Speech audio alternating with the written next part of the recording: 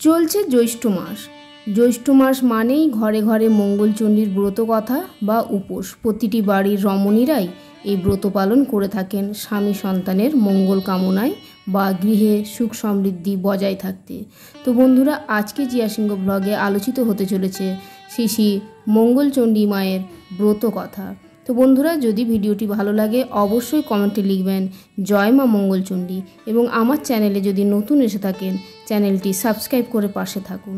তো বন্ধুরা, জ্যৈষ্ঠ মাসের শুরু থেকে সংক্রান্তি অবধি যে কয়টি মঙ্গলবার পড়ে প্রতিটি জয় মঙ্গলবার ব্রত হিসাবে পালন করা হয়। কুমারী সধবা উভয়েই জয় মঙ্গলবার ব্রত পালন করে থাকে। তো জেনে নেব এই ব্রতের পেছনে কি প্রচলিত কাহিনী রয়েছে। তার আগে বলে নিই, 2025 সাল বাংলার 1432 সালের মঙ্গলবারের ব্রতগুলির তারিখ 5ই জ্যৈষ্ঠ, 12ই জ্যৈষ্ঠ, 19শে জ্যৈষ্ঠ এবং 26শে জ্যৈষ্ঠ। আর ইংরেজির তারিখ হলো 20 মে, 27শে মে, 3রা জুন এবং 10ই জুন পড়েছে মঙ্গলবারগুলি। তো এবার চলুন শুরু করা যাক মঙ্গলচণ্ডীর ব্রত কথা। তার আগে বলি, আপনারা মাঝপথে ব্রত কথা শোনা বন্ধ করবেন না, পুরো ব্রত কথা শুনবেন, না হলে কিন্তু কার্যকরী ফল আপনারা পাবেন না। এক দেশে এক সদাগর ও এক বেনে বাস করতেন। সদাগরের 7 ছেলে ছিল আর বেনের ছিল 7 মেয়ে। একদিন মা মঙ্গলচণ্ডী এক বুড়ি বামুনির বেশ ধরে প্রথমে বেনের বাড়ি গেলেন। গিয়ে বললেন, ও মা, 2টি ভিক্ষে দাও গো। বেনে বউ তাড়াতাড়ি ভিক্ষের থালা সাজিয়ে ভিক্ষে দিতে এলেন। বামনি জিজ্ঞেস করলেন, তোমার কয় ছেলে কয় মেয়ে? বেনে বউ বললেন, আমার 7 মেয়ে মা, কোনো ছেলে নেই। বামনি তখন বললেন, আমি ছেলে 8 কুড়োর মুখ দেখি না আর মেয়ে 8 কুড়োর ভিক্ষে নিই না। এই বলে যেই উনি চলে যাবার জন্য প্রস্তুত হলেন, অমনি বেনে বউ কেঁদে তার পায়ে পড়ে বললেন, যাতে ছেলে হয় তার একটা উপায় করো মা। বামনি তাকে একটি ফুল দিয়ে বললেন, এই ফুল ধুয়ে জল খেলে তোমার ছেলে হবে, তার নাম রেখো জয়দেব। এই বলে বামনি চলে গেলেন। এইবার সেই বামনি সদাগরের বাড়ি গেলেন। গিয়ে বললেন, ও মা, 2টি ভিক্ষে দাও গো। সদাগর বউ একইভাবে ভিক্ষের থালা সাজিয়ে ভিক্ষে দিতে এলে বামনি জিজ্ঞেস করলেন, তোমার কয় ছেলে মেয়ে? সদাগর বউ বললেন, আমার 7 ছেলে মা, কোনো মেয়ে নেই। বামনি তখন বললেন, আমি মেয়ে 8 কুড়োর মুখ দেখি না আর ছেলে 8 কুড়োর ভিক্ষে নিই না। এই বলে যেই উনি চলে যাবার জন্য প্রস্তুত হলেন, অমনি সদাগর বউ কেঁদে পায়ে পড়ে বললেন, যাতে মেয়ে হয় তার একটা উপায় করো মা। বামনি একটি ফুল দিয়ে বললেন, এই ফুল ধুয়ে জল খেলে তোমার মেয়ে হবে, তার নাম রেখো জয়াবতী। এই বলে বামনি চলে গেলেন। কালক্রমে 2 বউই পোয়াতি হলো। বামনির কথা অনুযায়ী তারা তাদের ছেলে মেয়ের নাম রাখলো যথাক্রমে জয়দেব ও জয়াবতী। জয়দেব ও জয়াবতী ক্রমে বড় হলো। একদিন যখন জয়াবতী মা মঙ্গলচণ্ডীর পুজো করছিলেন, তখন জয়দেবের পায়রা উড়ে এসে জয়াবতীর কোলে বসল। জয়দেব এসে তাকে বললেন, আমার পায়রা ধরেছ কেন, আমায় ফেরত দাও। জয়াবতী তাকে বললেন, আমি কেন ধরতে যাব, ও তো নিজেই এসে বসেছে আমার কোলে, আর আমি ওকে দেব না। জয়দেব রেগে গিয়ে তার পুজোর উপকরণের দিকে তাকিয়ে বললেন, যদি না দাও তাহলে এই সব কিন্তু আমি ফেলে দেব।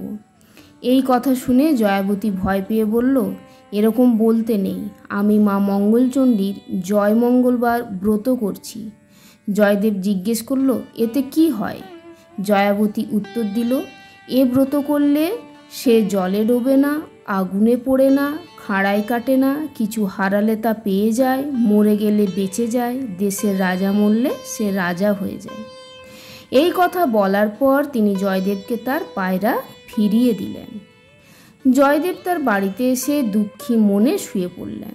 তার মা তাকে জিজ্ঞেস করতে তিনি বললেন যে জয়াবতীর সাথে তার বিয়ে দিতে হবে।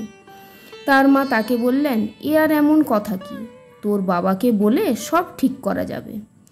জয়দেবের বাবা জয়াবতীর বাবাকে অনেক উপহার পাঠিয়ে তাকে এই বিয়েতে রাজি করালেন। জ্যৈষ্ঠ মাসের একটি মঙ্গলবারে তাদের বিয়ের দিন ঠিক হলো।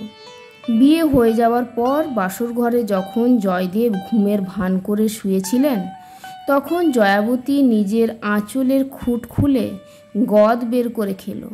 জয়দেব আশ্চর্য হয়ে জিজ্ঞেস করলেন, এটা কেন করলে? জয়াবতী বললেন, আজ মঙ্গলচণ্ডীর পুজো কি না? ও পুজো করলে কি হয়? জয়দেব জিজ্ঞেস করলেন। জয়াবতী বললে, এ ব্রত করলে সে জলে ডোবে না, আগুনে পড়ে না, খাড়াই কাটে না, কিছু হারালে তা পেয়ে যায়, মরে গেলে বেঁচে যায়, দেশের রাজা মরলে সে রাজা হয়ে যায়। বিয়ের আগেই তো তোমায় আমি বলেছিলাম। পরদিন সকালে সাতডিঙা নানা ধনে পূর্ণ করে জয়াবতীর বাড়ি থেকে রওনা দিল সবাই। অনেক দূর যখন সমুদ্রের চারিদিক যখন শুধুই জল, তখন জয়দেব জয়াবতীকে ডেকে বললেন, দেখো এখানে জলদস্যুর বড় ভয়, তুমি গয়নাগাটি সব খুলে ফেলো। সমস্ত গয়নাগাটি খুলে নিয়ে জয়দেব একটা পুটুলি করে জলে ফেলে দিলেন। ফেলে দিতেই একটা বোয়াল মাছ সেই পুটুলি গিলে ফেলল। তারপর যখন জয়দেবের বাড়ি বরকনে এলো, পাড়ার সবাই তাদের বরণ করে তুলতে গিয়ে নিজেদের মধ্যেই বলল, মা গো, মেয়েকে গয়নাগাটি কিছুই দেয়নি। জয়দেবের কানে কথা যেতেই তিনি সবাইকে চুপ করতে বললেন। জয়দেবের বোনেরা বললেন, শ্বশুরবাড়ির ওপর কি টান দাদার। এরপর যখন বৌভাতের সময় এলো, তখন এক সমস্যা উপস্থিত হলো। কোনো জলাশয়ে নাকি মাছ পাওয়া যাচ্ছিল না। জেলেরা বারবার খালি হাতে ফিরে আসছিল। এই কথা শুনে জয়াবতী তাদের সমুদ্রে জাল ফেলতে বললেন। জেলেরা সেই কথা মতো সমুদ্রে জাল ফেলে ওই বোয়াল মাছটাকে ধরল। কিন্তু মাছটা ধরা পড়লেও কেউ সেটা কাটতে পারল না। শেষে জয়াবতী বললেন, আমি মাছ কাটব। শুনে সকলে হেসে উঠল। কিন্তু জয়াবতী মা মঙ্গলচণ্ডীকে স্মরণ করে মাছ কুটতে গেলেন। যেই না বটির গায়ে মাছ ঠেকালেন, অমনি মাছ কেটে টুকরো টুকরো হয়ে গেল, আর সেই গয়নার পুটলি তার কোলে এসে পড়ল। তারপর যখন জয়াবতী সেই গয়নাগাটি পরে বেরিয়ে এলেন, সবাই তাকে দেখে অবাক হয়ে গেল। জয়দেব সেই গহনা ফিরে পেতে মনে মনে ভাবলেন যে সত্যিই তো হারানো জিনিস ফিরে এলো।